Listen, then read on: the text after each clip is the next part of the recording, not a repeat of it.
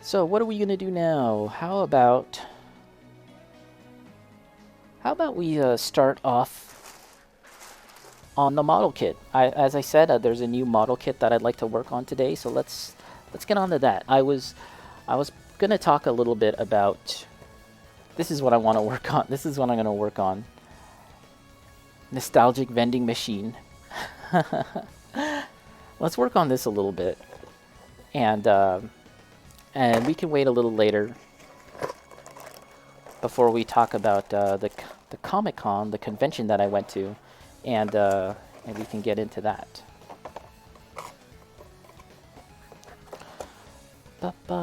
Topulus just wrapped up Raya Lucaria yourself and made it to Atlas Plateau. Okay, so it's yeah. I haven't really explored too much beyond Raya Lucaria. I think, in fact, now that I've completed Raya Lucaria, I'm gonna kind of backtrack and look around that general area because I'm sure there's a lot of stuff that I haven't seen yet, including just in general the map.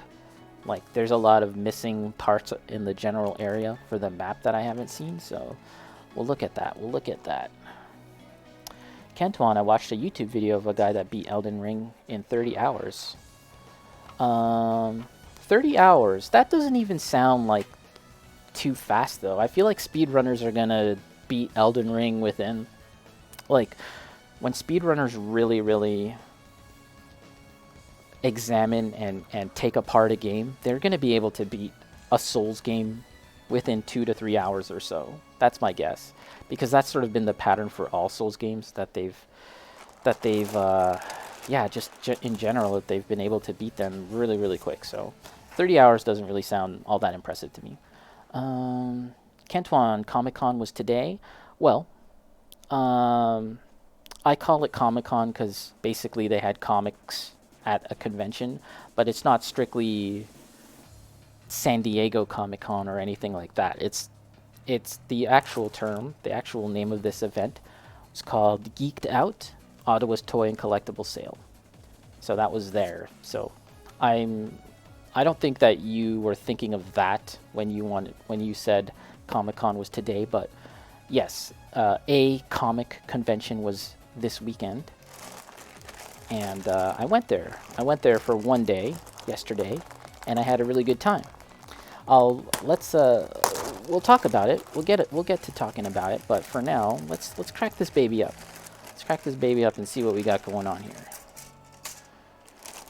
Okay. Oh, this is a bag. This is made in Japan, I think. This is imported air from Japan that I've now released into my room. Yeah, this is made in Japan. Okay.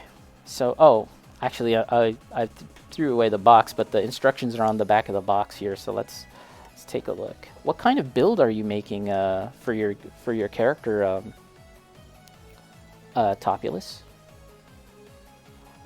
Oh, Topulus is gonna lurk as I take care of some Sunday chores. Have a nice rest of the stream. All right, thank you, Topulus. Thanks for stopping by, and thanks for the follow. I appreciate it, Topulus.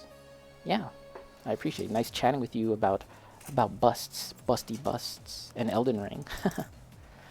Okay, okay.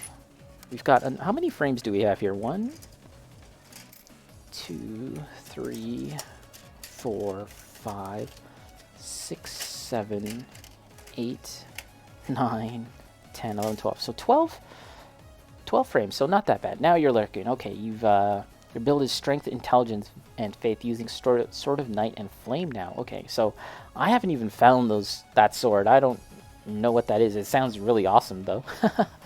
Strength, intelligence, and faith. Yeah, so you're lurking now, but I'll just say that I was very, very surprised to find out that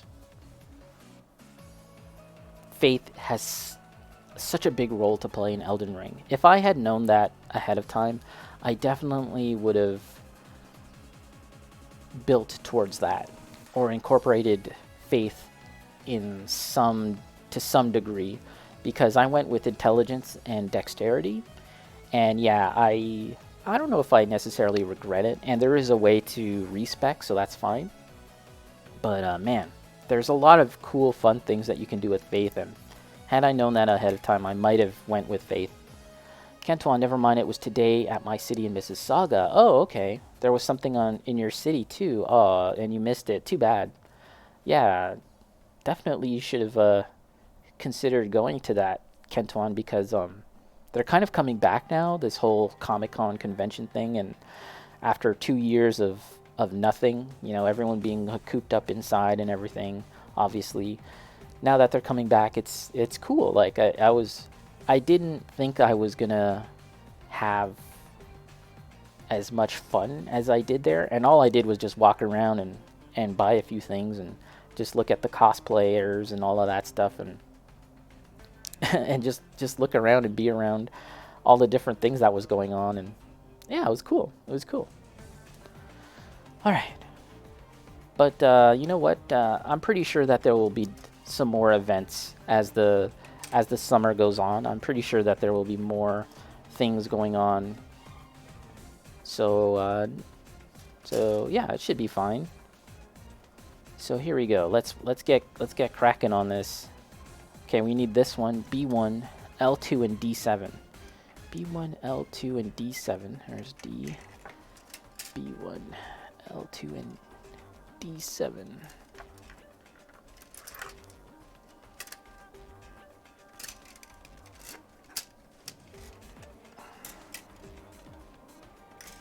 L2. Okay, it's a clear piece. Alright, so if it's a clear piece, we're going to use our older clippers, because this is a because clear plastic is a lot more harder than the other kinds of plastic, so we got to be careful. D7.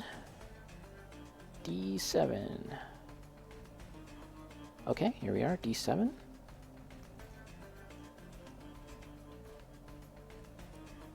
There you go. And here's the big one, B1. And I'm noticing something with this piece here. This is B1. I don't know what they call it. There's kind of like a... It's not a stress fracture. It's kind of like a mold injection swirl. And I don't think that'll come out with eraser. It's sort of just part of the process. And yeah, there's a bit of a like a mark that just runs right along here. And so that's something where if you're going to be painting the model, it probably won't be all that noticeable, but if you're just going to be straight up building it straight out the plastic, it's quite noticeable. So yeah, I wonder, in this case, I do feel like I should paint it to avoid these visible manufacturing blemishes? Is that what we're going to call it? There we go. There we go.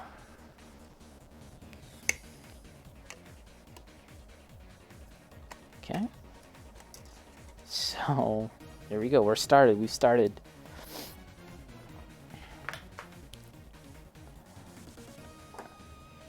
Please stick the sticker first. Oh. What's the sticker? 2? We have to put the sticker on this. We also have to make sure it's the right orientation. And I'm looking at the box. I gotta make sure that that I don't cut off anything that's necessary, and I cut off the stuff that isn't necessary. And yeah, it looks like all of these are little extra tab nubs that are not part of the model, so we'll cut those off. But let's save that for later. Let's let's cut off the easy stuff first. And for this, we'll use the our nicer clippers. And just double checking again that I'm not cutting off anything important. There you go. Here we go. We're starting. Yeah, I feel like there'll be plenty of Comic Cons and stuff in Mississauga and Toronto, so yeah, you missed one in Mississauga, but I'm sure that there'll be more opportunities in the future.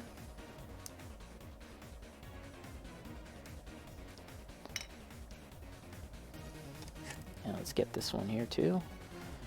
All of these.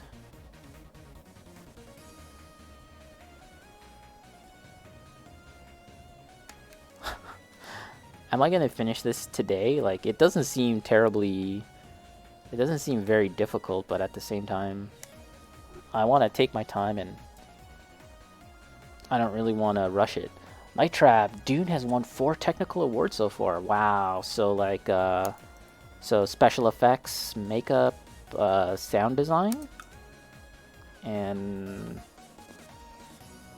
what's another technical award like?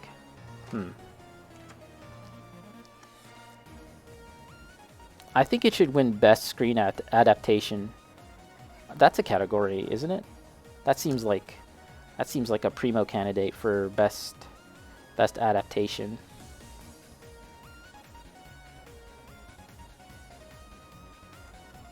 And yeah, costume design, that's a category, right? I feel like it should definitely get at least a nomination for costume design, because the costumes in that movie were fantastic.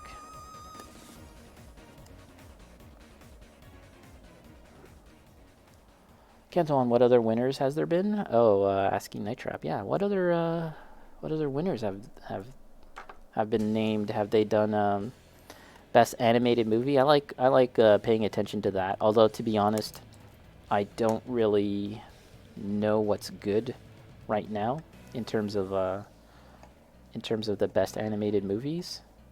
Like, did I even watch an animated movie this year? I don't think I did.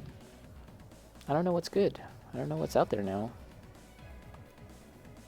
I was super happy when, like, several years ago, Miyazaki won.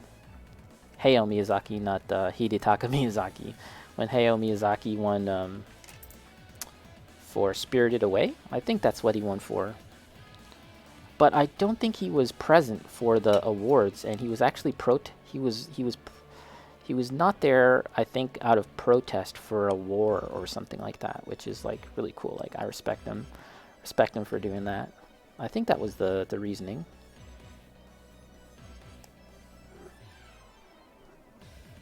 All right, just carefully cutting these.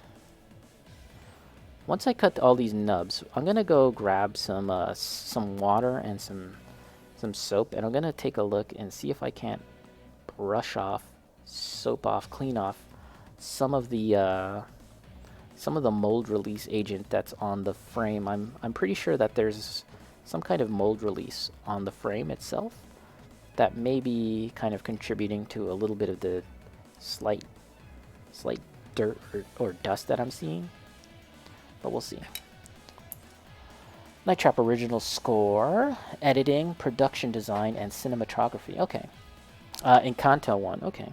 I guess that's a good movie, huh? Encanto?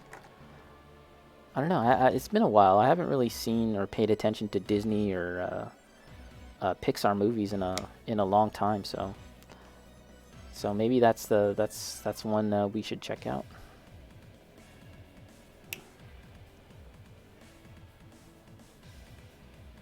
Encanto won over Mitchell versus the Machine. Was that good? I actually really like I don't know if they directed it, but Phil Lord and I forget the other partner's name, but they're the guys who wrote or produced Into the Spider-Verse. They didn't direct it, but they're a duo that I've paid attention to for a number of years now. They did a cartoon a very long time ago for MTV called Clone High, which I really, really like. And I haven't seen Mitchell and the Machines, but I hear it's quite good. Did you like that one, Kentuan? It was up against 3 Disney movies. Like, so just so you know, Kentuan, the Oscars, they're not rigged, but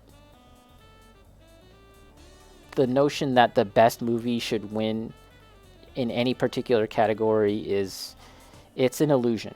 I'll tell you that much. It's an illusion, because you can look into this, but a number of the people that make the decisions for who wins, the Academy, right? they're given screeners for movies, and in some cases they barely watch them. And I know for sure that especially when it comes to the animated movie category, in many cases they're just like, oh, okay, Disney, well, okay, that one should win. You know what I'm saying? Like they barely pay attention because they don't care. And so stuff like that happens where, you know, a movie that may have been more deserving, at least in your opinion, might not win. That's because the people in charge that make the decisions, they don't even care. They just look for the most easiest, obvious thing without really much consideration, and then that's that. The director of Spider-Man animated did Mitchell versus the Machine. Oh, okay. I know that. I know, like I said, that the producers were the same, but I don't know about the director. Night Trap Best Supporting Actress was from West Side Story. Oh, okay, cool. I think, yeah, I feel like maybe that movie's actually decent. Like, when I heard that they were gonna make a new West Side Story, I really didn't care because West Side Story, the original, is perfectly fine, and it didn't seem like Spielberg was doing anything to update it in terms of like making it take place in the modern day or anything. He effectively set it in the same era and just made a nicer, more beautiful version of that movie, and I guess that's fine, but I don't know. I guess I'm a weird guy that just thinks maybe it wasn't all that necessary. At the same time, it sounds like it's a really beautiful movie, and maybe that should be enough to check it out.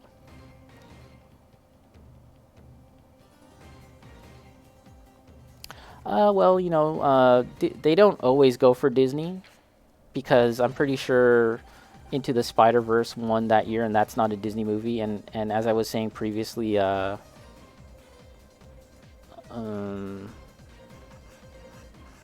what's it called?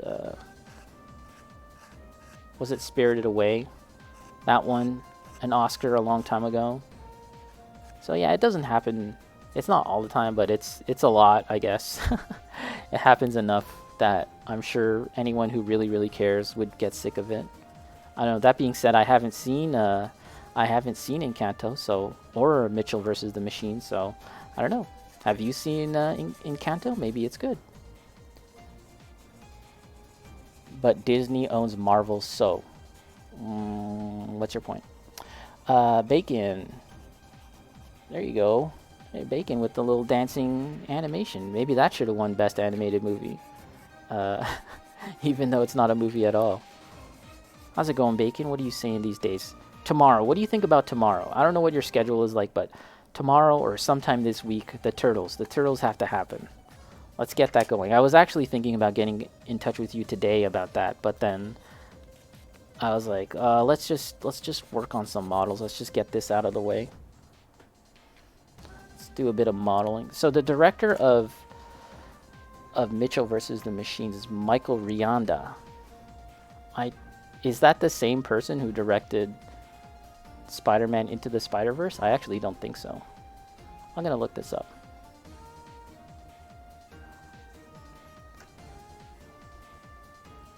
The director of... Yeah, so the director of... I follow him on Twitter. Of Spider-Man Into the Spider-Verse is Peter Ramsey, as well as Bob Perschetti and Rodney Rothman. So no, it's not the same director, but it is the same producer. Bacon, I just woke up from a food coma. Uh-oh, where did you eat? Where did you eat to engage in such a food coma? Kentuan, I've seen Encanto and I found it annoying. It's just a musical. Oh, that's too bad. You know what? I used to hate musicals. Like, I hated the illogic of musicals. You know? Like, you're watching a movie, it's fairly easy to follow and understand, and your regular movie, and suddenly it breaks down into musical, and it's just, there's no logic. There's no logic in terms of why people would suddenly break out into singing and dancing. I used to hate that about musicals, but here's the thing. These days, I've come to embrace the illogic of it all, because to say that I didn't like musicals because they're illogical is a fallacy in some regards, just because movies are inherently illogical. Even the most plain Jane movie will likely have some moment of yeah, just like illogic, a lack of logic in it. And some of my favorite movies now are actually musicals, and even when I hated musicals, when I would state that, there would still be some movies that I actually really liked and then were musicals. So I was like a living contradiction. Movies like Grease. I love Grease. And they just embrace the music, the musicality, the musicalness of it, as well as the Sound of Music. I really love Sound of Music. Bacon, we need some turtle action. Yeah, so this week, possibly tomorrow. Let's shoot for tomorrow or Tuesday. Cantuan, I'm saying the director of Spider-Man Animated was a writer for Mitchell versus the Machine. Okay, I didn't know that that's what you're saying. I thought you were saying that they were the same director, but I understand you now. Night Trap, Oscars did the top 5 wow moments. Number 1 is the Flash baking the Speed Force. Who cares? Who cares about that? And more to the point, that was the Snyder cut. The Oscars is today? Yeah, I totally didn't even know.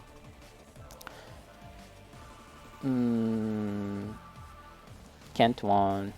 Not even Avengers Assemble. That moment was really awesome. Avengers Assembled was really sweet. Actually, prior to that, the bigger wow moment for me, spoilers for a movie that's like 3 years old or whatever, was when Captain America gets the hammer. I was like, I was freaking out in the theater. I'm pretty sure Night Trap can confirm that. I was like losing my mind. That was number 3 though, the Avenger Assembled moment. That's cool. So what's number 2 now? I need to know number 2. Okay, so this looks all good. I'm gonna...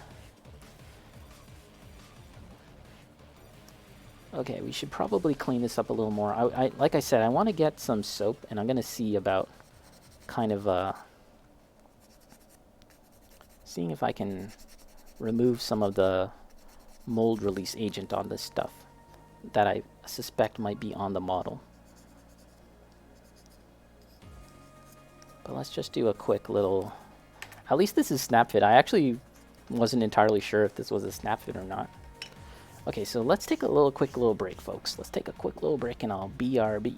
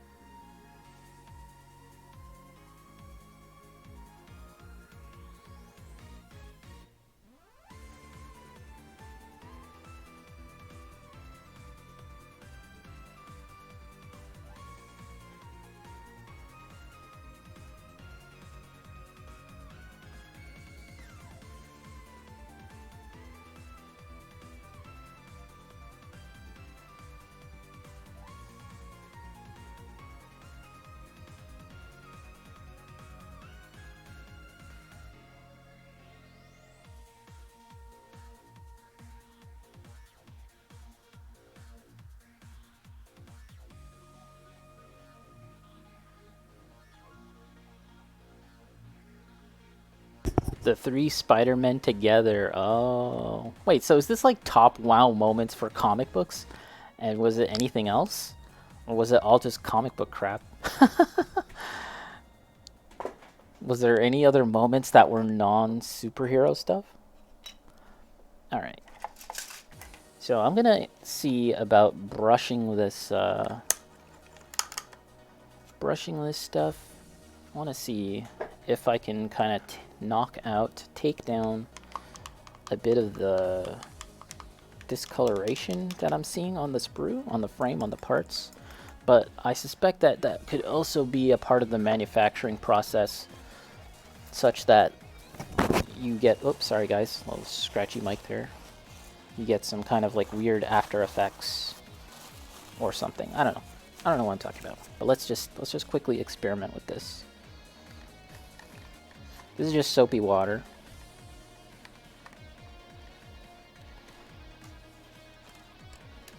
Can't wait to watch Spider-Man again. Okay, let's just see. This is actually the backside of the part, so nothing is actually visible on this side. You won't actually see, but yeah, I do notice that there's like this little slight kind of discoloration on some parts of it. I want to see if I can brush this off, but it doesn't seem like it's actually having an impact, so I don't think that makes a difference. Let's try this side. I'll have to wash off this part now that it's all soapy. So I will likely spray paint this, but I'm not 100% sure. I could probably find a reasonably similar color to this kind of plastic. It's just beige, pretty much. It actually kind of looks close to the Fumina's skin tone. It's a little bit fleshy, beige-like.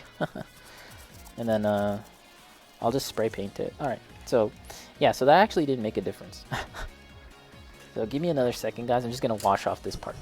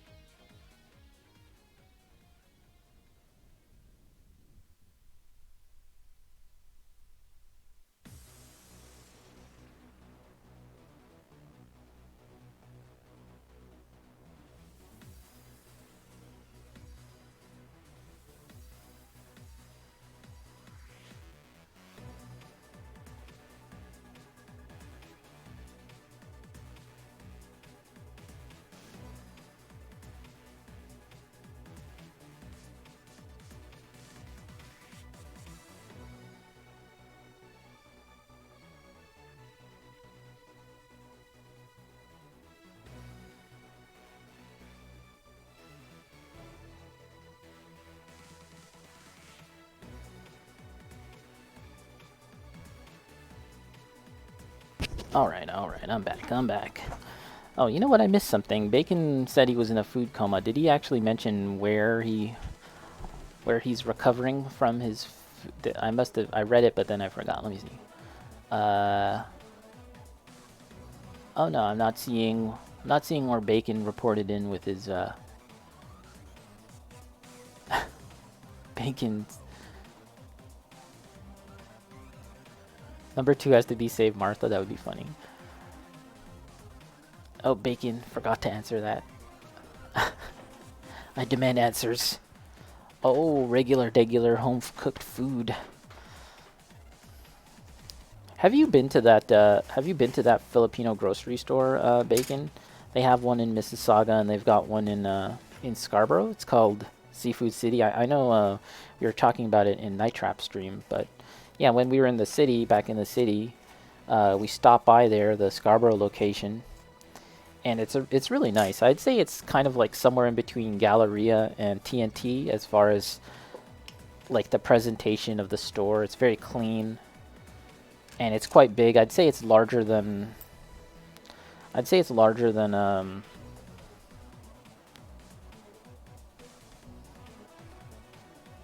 Galleria. Bacon been dealing with some stomach issues. Oh, again? Damn. I guess you have a.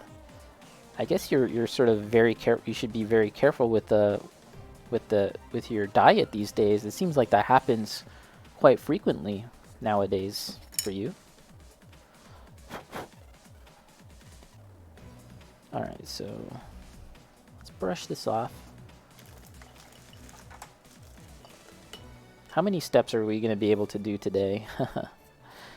What is it? Okay, we've been streaming for just about an hour, just over an hour, so we do have time. There's a couple of things that I'd like to discuss. Excuse me. Alright, this goes... How is this placed? Oh, okay, it's just like a little sliding window thing. Okay. Bacon, you haven't been there, but you have to watch what you eat these days. Yeah, it definitely sounds like it. I mean, for me, I feel like I have a pretty decent, what's the word, constitution?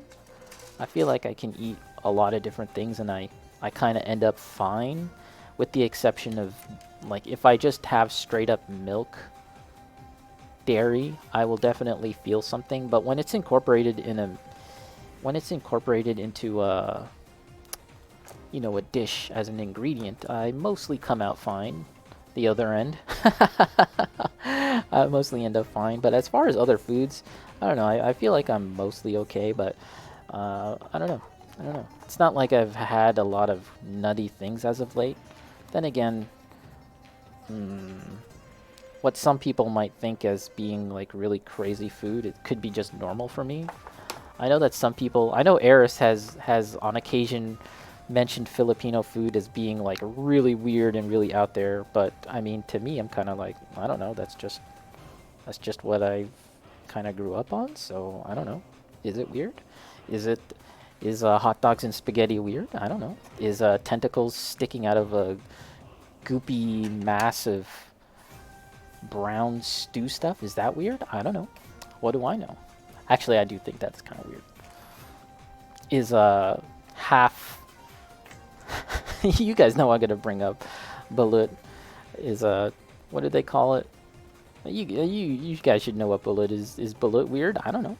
Actually, I don't. I've never had that myself. So, Kentuan, I can eat everything and drink everything. I'm fine. The only thing I can't get stomach problems is when I eat hot and cold at the same time. But that's it. Oh, yeah. I guess that would do it for sure.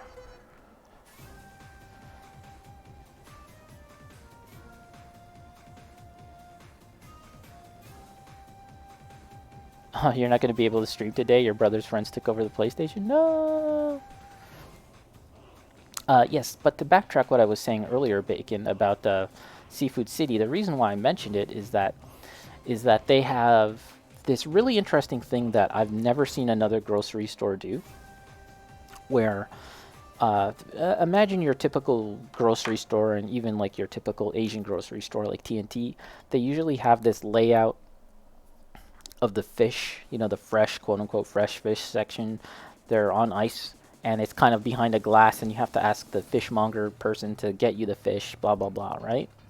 But at Seafood City, you can choose what fish you want. Like, you can actually really kind of, like, they're all just out there. It's still on ice and everything, but they must be pretty confident about how fresh the fish is, because you can choose what you want, and there's, like, no smell at all. Like, there's no fishy smell.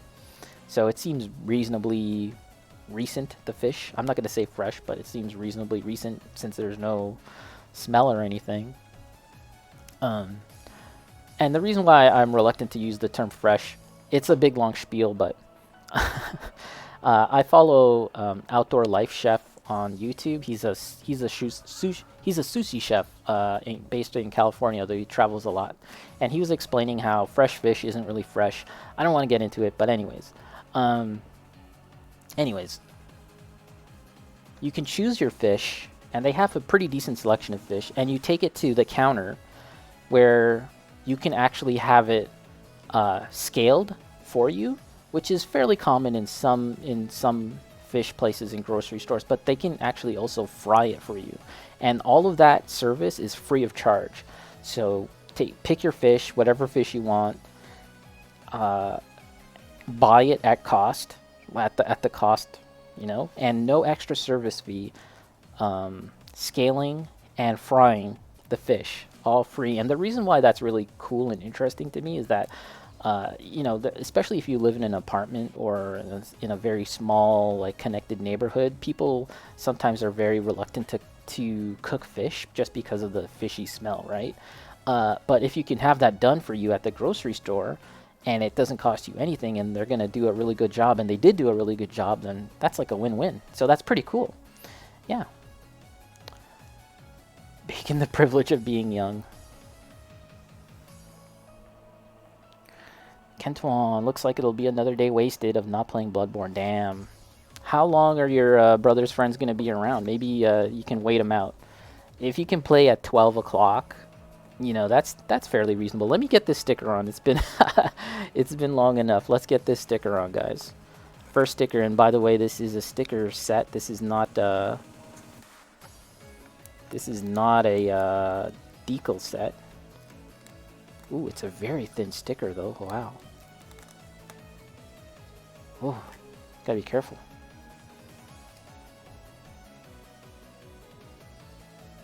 It's taking me back to my Lego days.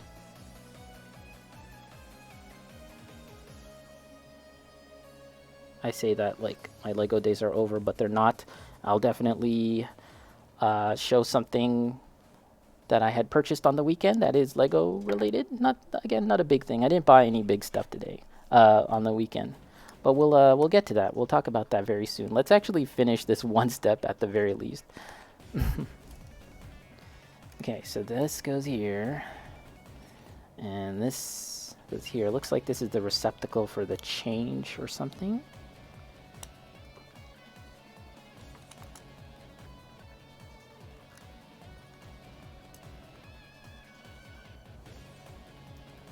Is this aligned?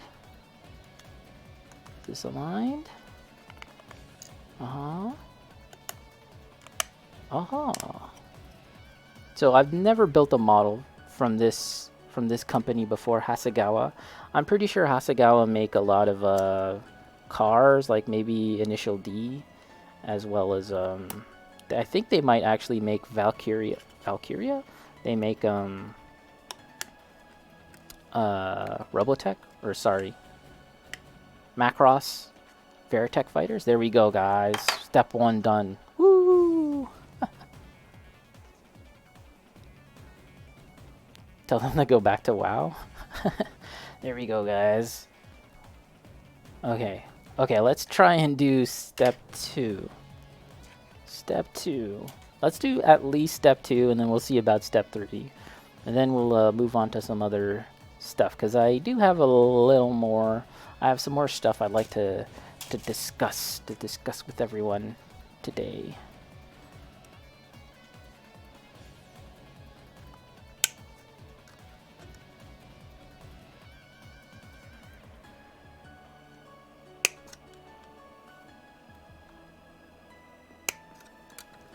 Oh, I'm using these clippers. I have the other ones, but anyways, let's just continue using this.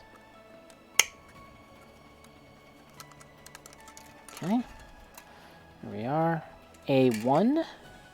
Damn, there's a lot of steps within the one step.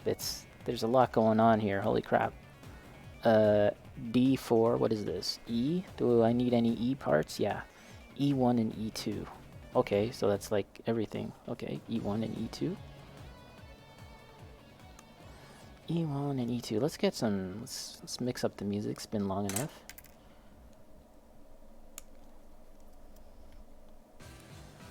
E1 and E2.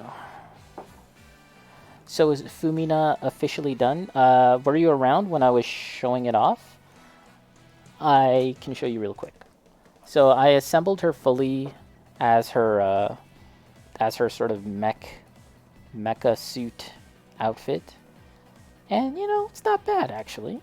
I assembled her fully, and I took some pictures using the mounting stand that I bought separately, because the one that's included doesn't doesn't really work for this model. It's kind of dumb. So yeah, I took some pictures fully assembled in this state, and I'll probably disassemble her from this state fairly soon, because this isn't my favorite way to look at this model.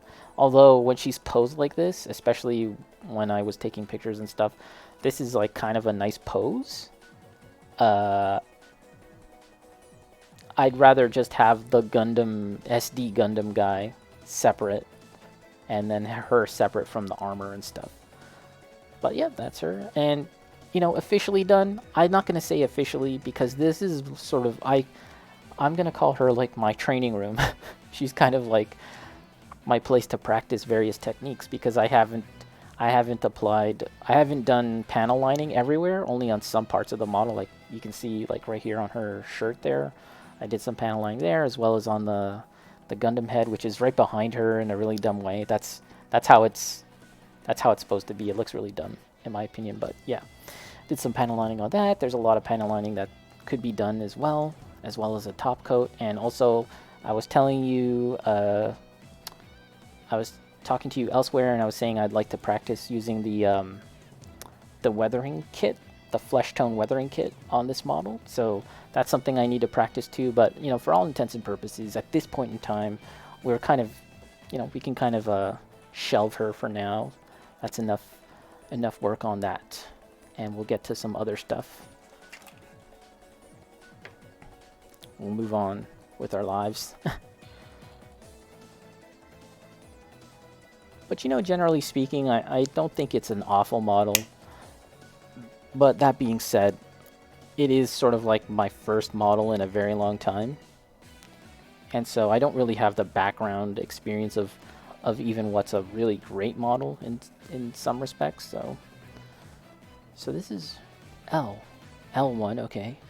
And L3. Okay, this is L3. L3. And now we need D4 and D5. D4 and D5. So this is done here. Oh, it's not done. There's another one here. D4. Okay, here's D4.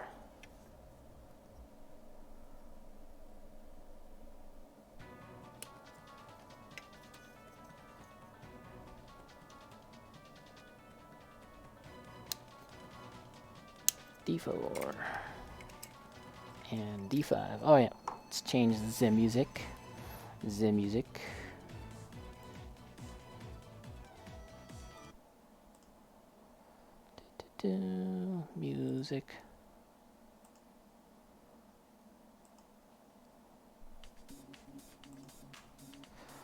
Kentwan. Due to I still want to play the DLC portion, still haven't beaten Forbidden West, and I want to try out Ghostwire Tokyo, as I heard rumors GameStop might have PS5 in stock this week. Okay. Oh, I missed your previous statement there, Kentwan. Yes, I could wait them out, but the thing is I want to get to the end boss fight as fast as possible. Yeah, well, unfortunately, I'm also a younger brother, so, we always have to kind of bow down to the older brother. Alright. Cut this.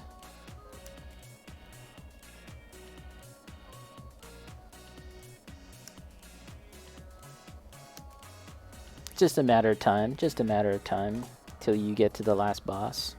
I don't know, you know what though, I have to say that like when things pile up and it's like I gotta beat this game so I can play this game, and then I gotta beat that game so I can play this game. It's kind of like, how about you just slow down and just enjoy the game that you're playing right now? And these games aren't going anywhere. You can just play it. Like, that's, again, I'm taking my time with Elden Ring, and I mean, in my case, there really isn't any other games that I'm really interested in playing at this point in time. Like, not like I'm in a super rush to try it. Like, Forbidden West I'd like to play at some point, but I'm not in a rush to play it. even when the first Horizon game came out, I didn't play it until maybe a year later or something. And I really liked it when I played it, but yeah, I'm like, yeah, I could wait. I can wait. In some respects, I feel like I could have even waited to play Elden Ring because they keep on freaking patching this game and changing things. And the longer you wait, that applies to most games these days. The longer you wait, the better a game gets. It rarely gets worse in terms of patching and stuff. Usually it gets better.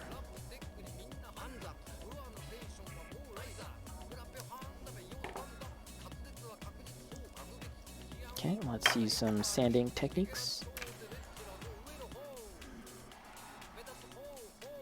Cantuan's writing an essay. Let's quickly go through this.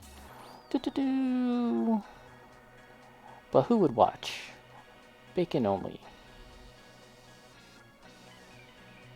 You're not wrong there. When older brother comes, you just get the F away. Cantuan, I do enjoy Bloodborne, but I haven't touched it in 4 days. How did you spend over $300 on Forbidden West? Did you get the special edition or something? Yeah. I mean, I guess that's the curse of someone that enjoys video games. You always got more games to play. The backlog, that applies to practically every hobby, whether it be books or Gunpla or Warhammer or whatever. It's like, oh no, I've got so much stuff. I've got to watch this, I've got to do that, I've got to do this thing so I can do that thing. If you, yeah. Bloodborne really threw a wrench in the process there, because you know, if you weren't playing that, you would have already been playing Horizon. Mary Trunks, hey, how is it going, Mary Trunks?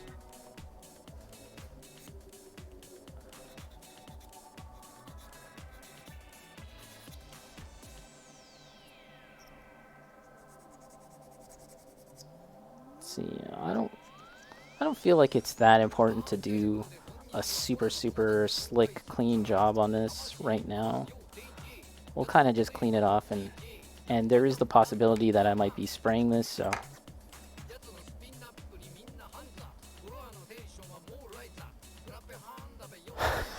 Oh, Mary Trunks.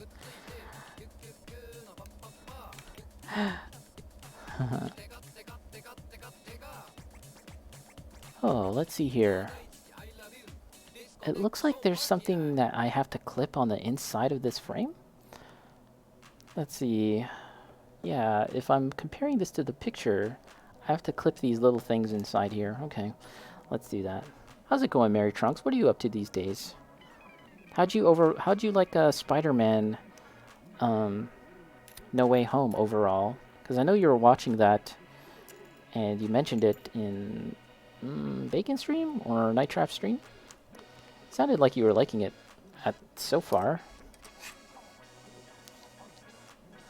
I really enjoyed that movie. I can't wait to watch it again.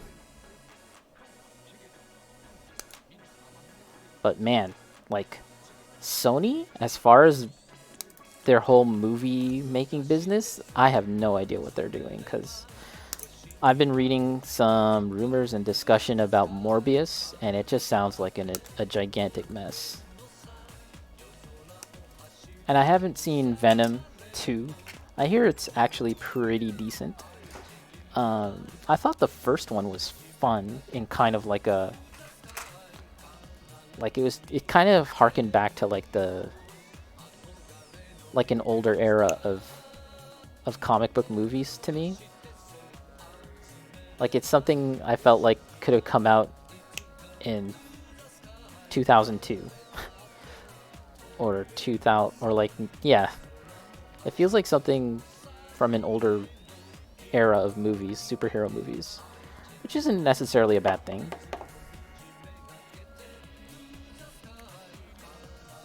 Just take care of these nubs here, folks, and I'll catch up with the chat real quick. Nub removal. Okay. Oh. Hold on.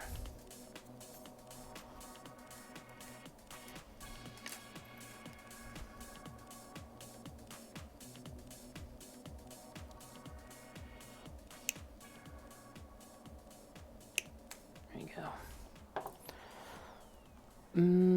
It was good, but I still prefer the Toby movies. Well, luckily for you, Toby is in that movie, so it is in some respects also a Toby movie. Spider-Man was good. Kentuan, if I didn't play Bloodborne, I would have beaten the main story for Forbidden West.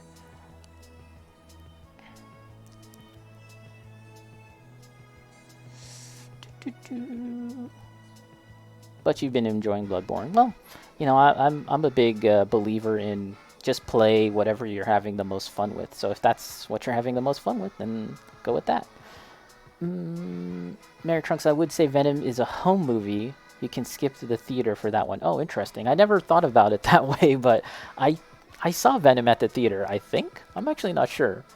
Or maybe I did see it at home, and I thought it was fine for a home movie. So yeah, I think you're onto something there, Mary Trunks. Venom 2 is good, but not much of a story, mostly action. That seems okay. I don't mind action in some respects, so long as the action is good. And I felt like the action in Venom 1 was like so-so. So I don't know. Bacon, looking up the recommended paint for the Azra Archer, what's with them listing 5 different colors just for red? I believe that's because you have options, Bacon. If you don't want to use, if you don't have the access to a certain brand of paint, then you can use the other recommended paint. That's my guess there, Bacon. Okay, so let's clean up these parts. Let's clean up these parts.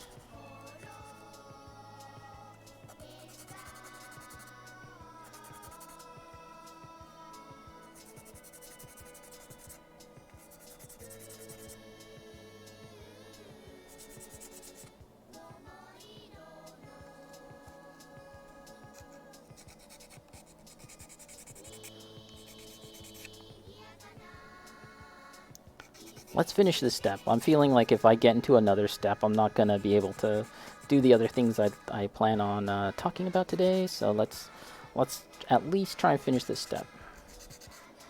I mean, I could do it a whole lot quicker if I just didn't bother with like cleaning up these sides and all of that. But you know, we might as well take the time to do all that now.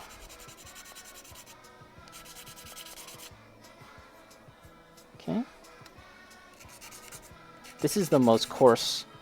This is the most coarse sandpaper that I have. It's sub 800. I know that much. I don't actually have the packaging with me anymore, but I know it's less than 800. So it's really good at removing a lot of material fast. But you have to be careful because you don't wanna go nuts.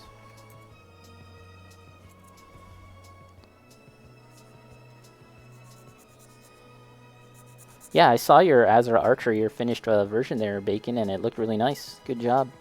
Good job on that one. Do you know at the Comic-Con that I was at on the weekend, there was a little bit of Gunpla. There was a little bit of a bit of Gunpla stuff there, or rather plamo. And yeah, this one store, they were actually the store that was organizing the Warhammer 40K tournament there. They had some 40K and Age of Sigmar models, but they also had some plamo.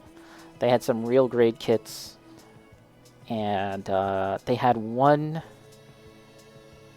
what is it called? One Megami device model. And the lady was like, oh, are you guys interested in this stuff? And I don't know, I wasn't seriously going to buy it, but I was curious how much it was going to cost. And yes, it was Tama Noe or something like that. Sorry, I can't pronounce it correctly, but I'm sure you know the model that I'm talking about there, Bacon.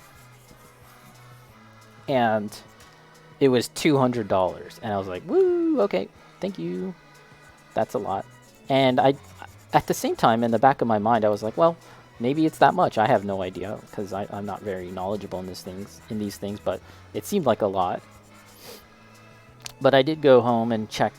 When I remembered to check, I looked it up on the internet, and yeah, that's about like, I don't know, like a 20-30% markup. Like it's regularly about 140 or something. So, I mean, when you're there at the con, they're probably not going to charge you tax. That's one thing, but even so, that's still a lot more than than it probably should be. Do, do, do, do.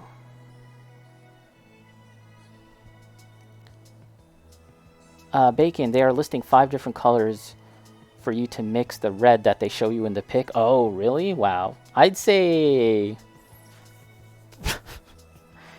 Man, that's just silly though. Like, to be honest, just find the closest color of red and just go with that.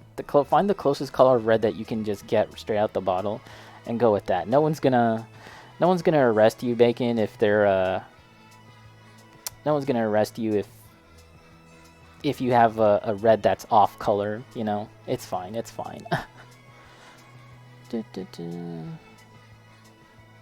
And Cantuan's talking about a lot of different things. Finally sold Last of Us 2 for $30. Cool, good for you. Bacon, that one is normally around 140. Yeah, that's what I thought. Yeah, $200, dude.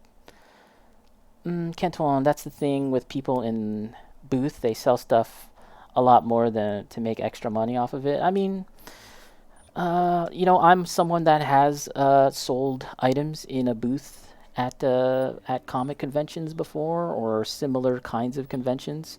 So I really don't hold it against them for a markup. They are not charging any tax there in most cases.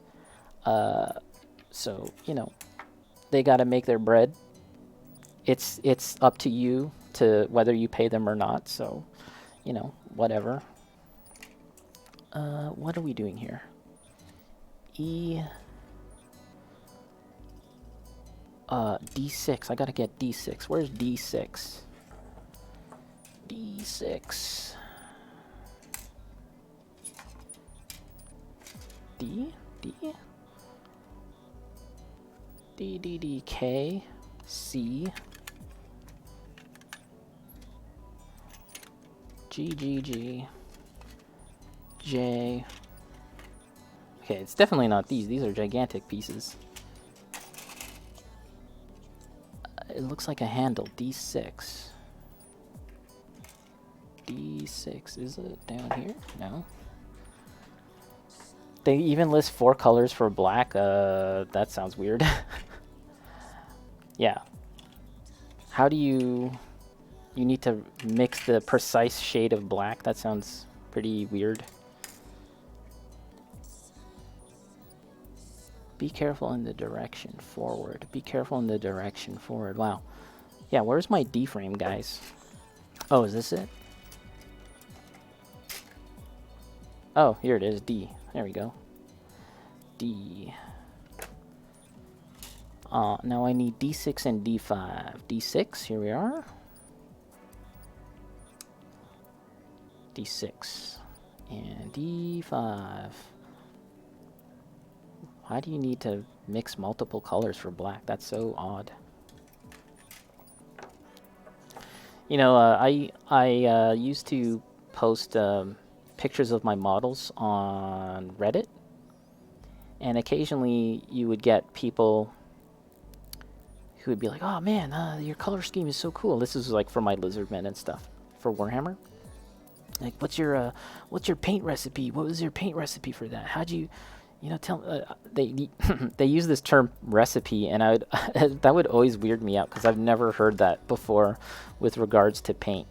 Like, my recipe? Okay. And even then, I would just feel very weird about explaining every single color I use. Like, I did it. I told them what colors I use, but I don't know. I've always been the kind of person that's just like, you know, just if you want to replicate a color, look at it and find the closest color that you can get. If you don't know what it is and they're not telling you, then just look for it. If it's I guess, I don't know, maybe that's just because I've been around the art world long enough that I can kind of gauge pretty well, like, the proper colors by eye, and maybe not everyone can do that, but yeah, I tend to just go by eye and be like, yeah, that looks good. That looks like the red that we need. This looks like the blue that we need, so on and so forth.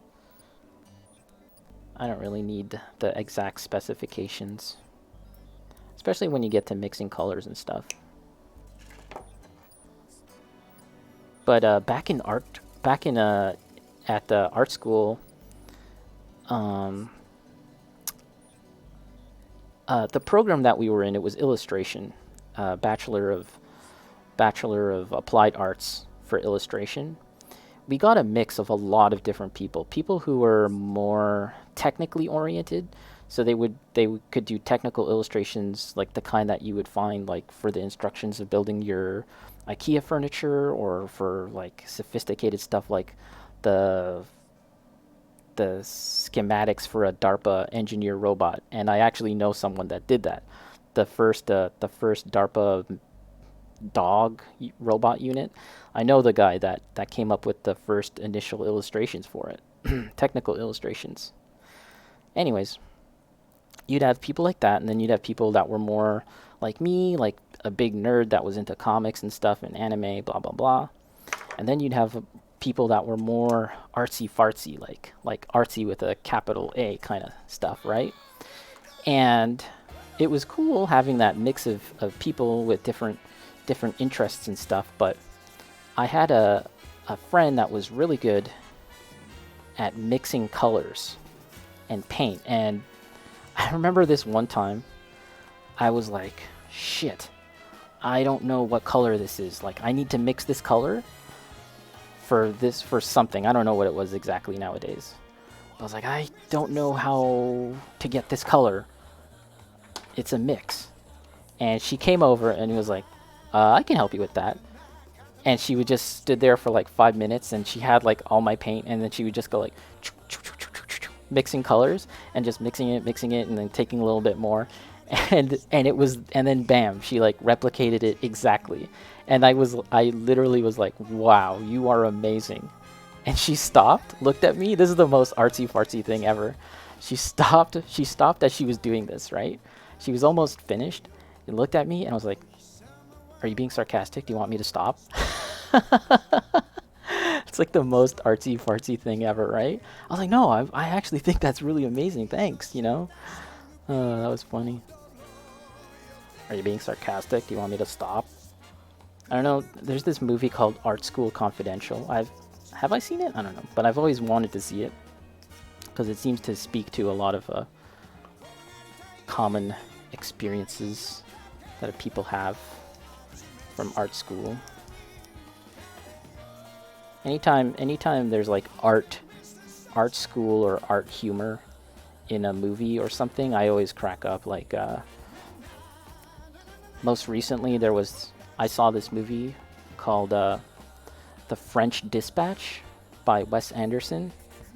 And there's this part in the movie where there's a prison, right? And there's a guy in prison who's an art genius. He's an absolute genius. He's like the next Picasso, right? And he paints one thing, and it gets smuggled out of the asylum or the prison, and it's sold for millions of dollars.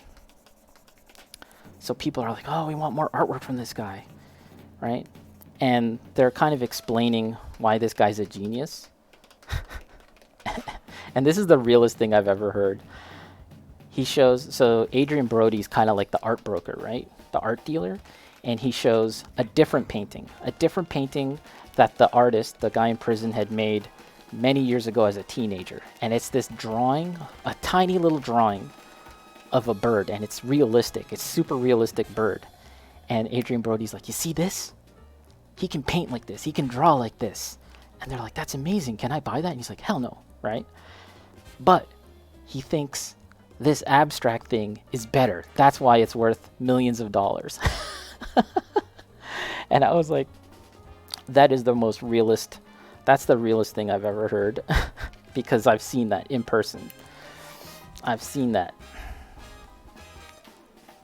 Ba ba ba. Bacon, they tell you the percentage for each color you need to mix. That's so silly. For black, it's like 60% pure black and 20% cool white, 15% magenta, and then 5% cyan. So I'm going to look this up later. Or actually, here, let me look it up now.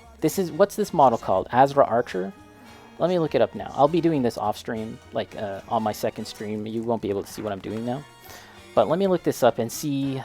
Look at the black. It's just called Azra Archer. Is it anything else specific? Let me look at the black on this model, and let me see if it really is deserving of all these tones and hues. Magenta and cyan. Magenta and cyan. So it's gonna look like a deep purplish, bluish, reddish black. Okay, I can kind of see it. To be honest, I do see it. And okay, so this is what I'll say to you, Bacon. Find a color that approximates that, but don't use straight black. That's what I'll say to you, because, and again, this is a bit of an artsy-fartsy thing, but if you use straight black, it's going to end up looking flat. Like, it's just going to look really flat and plain and have no depth to it. Already, I can tell, just from when I was looking at the pictures just now of the Azra Archer, because they've made this slightly off black, you know, there's this feeling of a bit more depth to it. There's something, and it also feels a lot more connected to the model and the rest of the color scheme. The color scheme, like, that involves red and stuff, it feels a little more connected to that because you have a bit of that magenta. Magenta is a kind of reddish color. If you were to just use black, I think it wouldn't look as good. So yeah, I do see the sense in that, but I don't know why they don't just tell you to find a color that's similar, just one single color straight out of the bottle. Kenton, I remember I went to a booth that was selling video game merchandise, and they were selling a Bowsette items, and it was pixel art for $110, and I saw the same thing online for $60. Like what? Bacon. They really want to make some money from selling paint, I guess so. Canton, my cousin went to art class in college for illustration. It's just Azra Archer. Yeah, so yeah. I do kind of see why they would recommend all those colors, but yeah, I feel like they could have easily had just recommended a singular color to use, and then that would be that.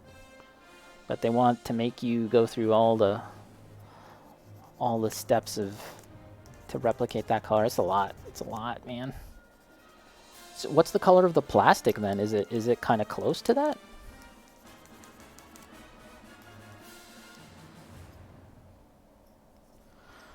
Yeah, so okay, let's see here. This thing. Oh wait, no. We're on to this. And have I cleaned up all the parts? The sliding door. Ooh. Oh yeah, there's a specific orientation. Forward? Itadakimasu. I'm gonna skip this. This is the lyrics. It's just so silly.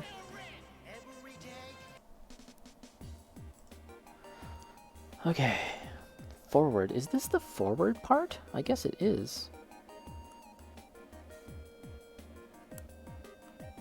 This thing kind of clamps down.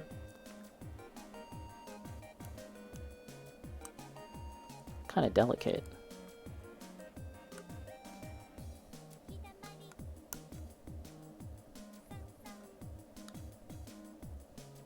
Nostalgic replica. Sorry guys, I'm gonna have to concentrate on fiddling with this. This is when having big... I feel like I don't have big fingers, but like this is such fiddly work. Yeah, You have to have tiny little hands. And I don't want to force it, right?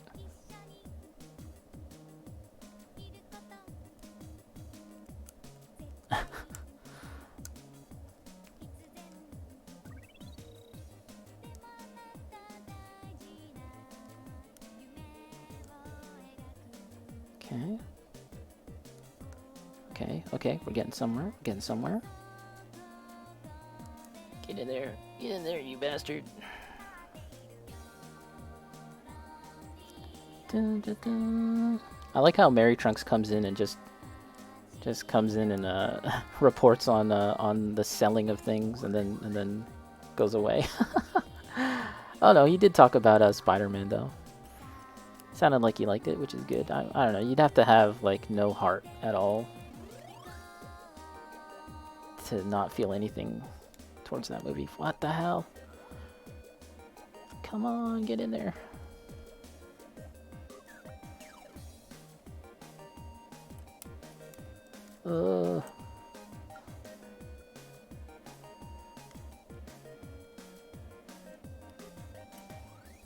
Hasegawa. Hasegawa. You are not Bandai. This is so fiddly. Bandai would never. Kotobukiya, maybe. Okay.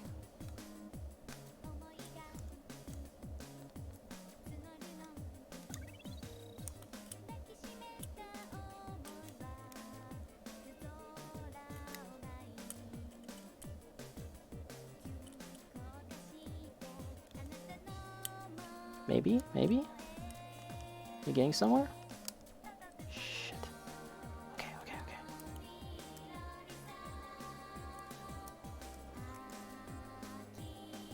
Okay, okay, okay. Retreat, retreat, retreat. Let's back that thing up. Okay. Oh, we're gonna try this again. We're gonna try this again. Did you talk about your pickups from convention? No, because I'm trying to do this. I want to at least... I'm trying to at least finish this one step and then I'll get to that. It looks like regular black to you, Bacon? No, it's not. I'm looking at it. I looked at it really quick and it's not. And my screen like that I'm using right now is not, you know, the best resolution, 5 billion colors, and I can tell. Untrained artsy eyes. Look at the box art. Look at the art or the... I'm gonna have to look at the box art too. But yeah, let's okay, this part's giving me problems. Let me try and put together the other parts. And we'll see about getting to the other topics. D5. Where's D5? This is D5? Yeah, this is D5. This is, you gotta be careful about the orientation. Yes, it's oriented this way. We'll save that last part. I might do it off stream when I can kind of focus more. E2.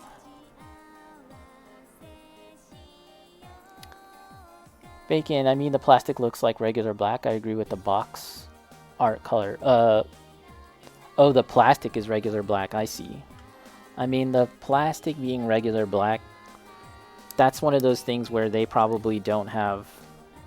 It's kind of like Lego in the sense that they only have like a finite amount of colored plastic that they use and cycle between their sets. But a color like that is just far too exacting to replicate or to produce on a mass scale.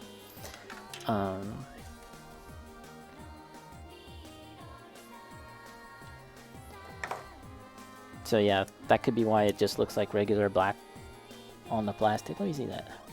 Is this the right way? I think this is the right way. This clips into here.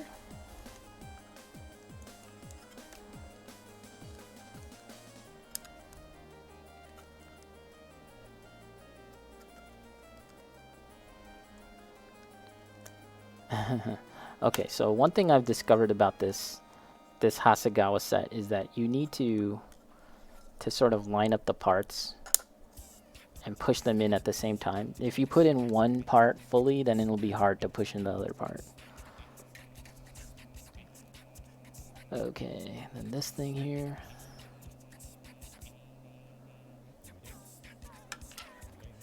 What time is it? 10. Okay, we're almost at the 2-hour mark. Once it's at the 2-hour mark, I'm gonna drop this, and we'll get to the other stuff. It's not a lot to talk about, to be honest, regarding the things that I bought at the con, because I didn't really buy all that much.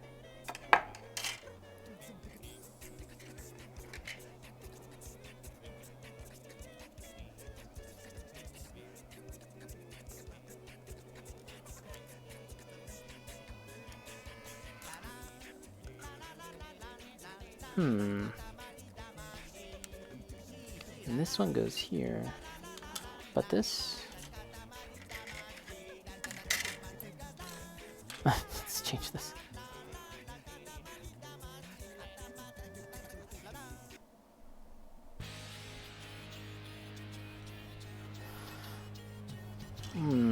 Okay. L1.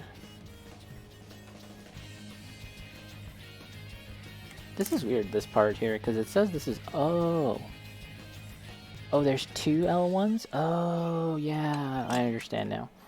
You gotta get both of these L1 parts. Yeah, because I had the one L1 part cut, and I was like, how does this fit? It doesn't really make sense. I understand now. This song here, and you can hear the motif of the Katamari theme throughout all the songs. This one here, though, sounds like Charlie Brown. Reminds me of Peanuts or something like that. Very, very cool. Very cool and jazzy. Alright, let's poke this out again.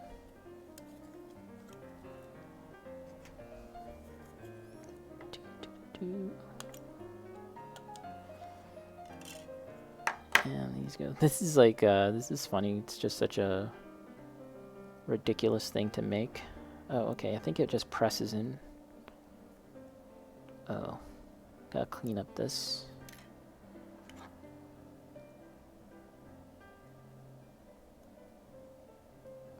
Are the Oscars over? Have they announced every winner? Usually the Oscars are pretty long, isn't it?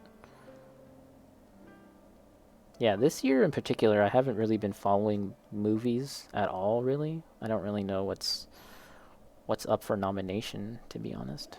As far as live action movies, I have no idea. Alright, so this goes in here like this, and this here goes in like this.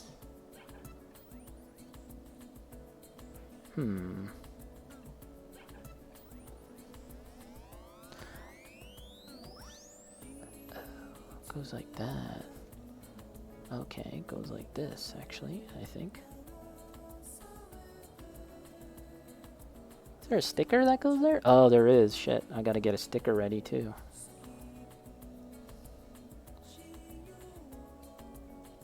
This looks like it would need glue, this part here. Feels like glue would be needed, but anyways. A1. A1.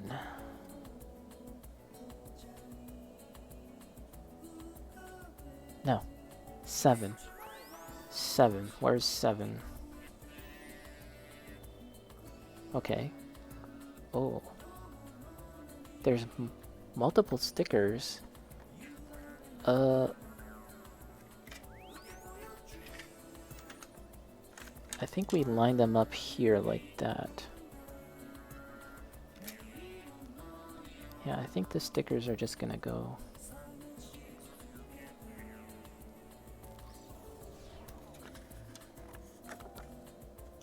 There's multiple stickers of the same thing. Yeah, this is like the weirdest thing I've ever built as far as a model kit goes. You know? Building robot girls, that's pretty weird. But a vending machine? That is quite unusual.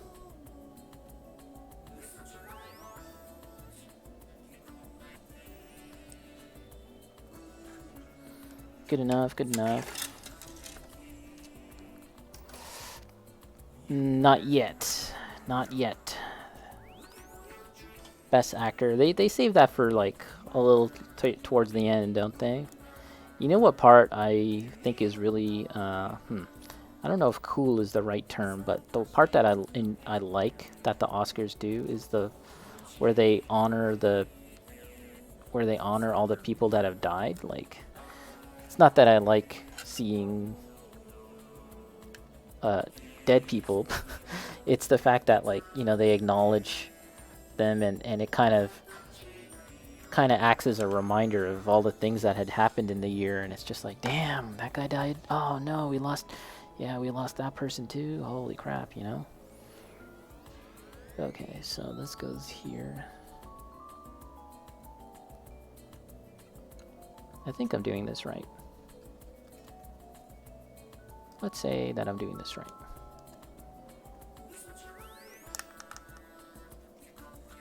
Ta-da! Okay, okay. That looks pretty cool. It has some depth, which is neat. It looks like you can see there's glass, and then there underneath is the labels. That's pretty neat. There's some depth to it. Pretty neat. If I did that right. I think I did. And we got that. Okay, let's let's try one last time to get this thing on. If I can't do it, I'll do it off stream. If I'm just far too frustrated. Just very delicate. And I think this is the right orientation. Okay, let's see. Just get all of them kind of slightly aligned in the hole, and then push it through on all sides. That's the plan. It actually might help to cut the pegs a little bit at a 45-degree angle. I've done that before on other things. Yeah, I'm kind of running into the same situation here.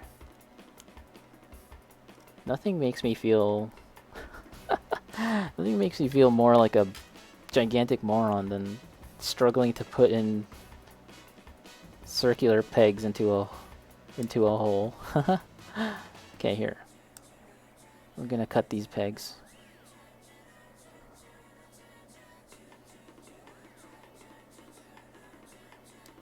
Then they should slightly slide into place a little better now, in theory.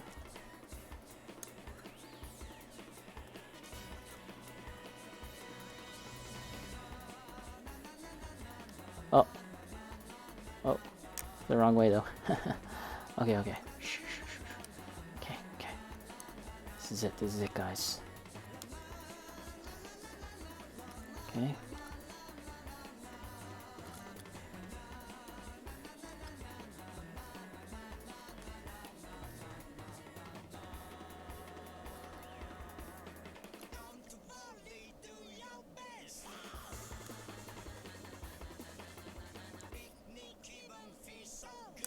Ah, there we go. Woo, we did it. There we go. Yay.